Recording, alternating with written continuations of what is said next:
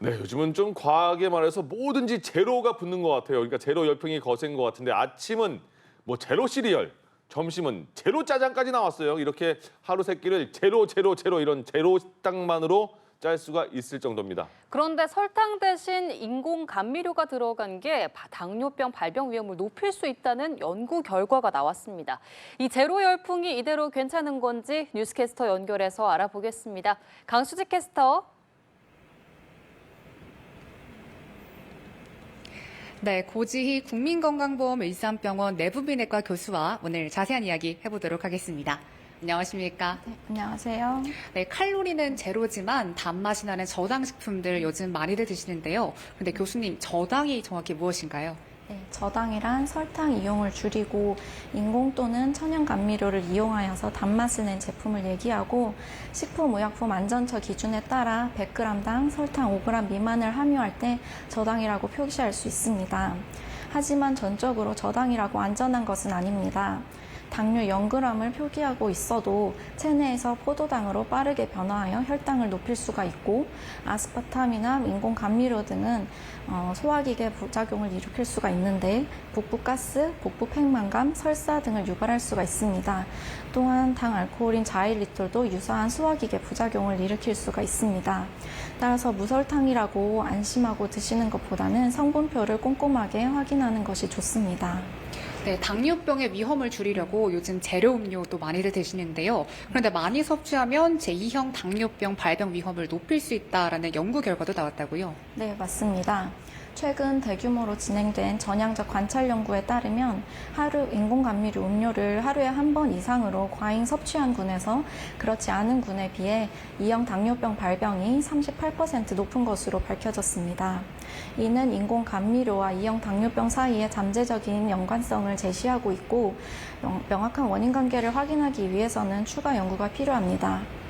아스파탐과 같은 인공 감미료는 체내에서 췌장의 인슐린 분비를 증가시키고 인슐린 저항성을 증가시키기 때문에 일반 설탕과 유사한 대사적 영향을 끼친다고 보시면 되겠습니다.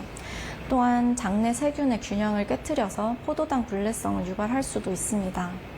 이 저당 식품의 칼로리를 보면요. 당은 낮지만 칼로리는 굉장히 높은 경우가 많은데요. 왜 그런 건가요? 네, 저당이라고 꼭 저칼로리를 의미하지는 않습니다. 그 이유는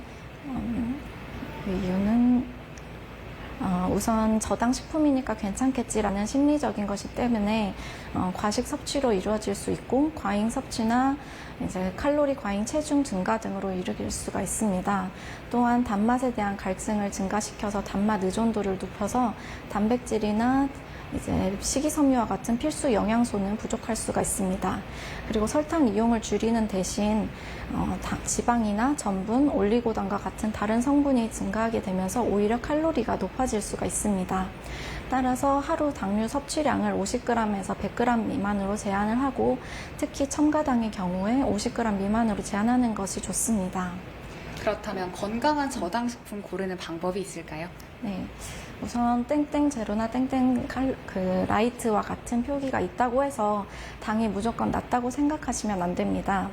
기존 제품 대비하여서 당류가 25%만 줄여도 라이트라고 표시할 수가 있기 때문에 실제 당 함유량은 높을 수가 있습니다.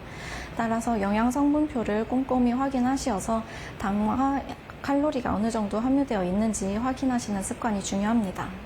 네, 마지막으로 건강하게 저당 식품 섭취하는 방법도 알려주시죠. 네, 건강하게 저당 식품을 섭취하기 위해서는 식이섬유와 함께 드시는 것이 좋습니다.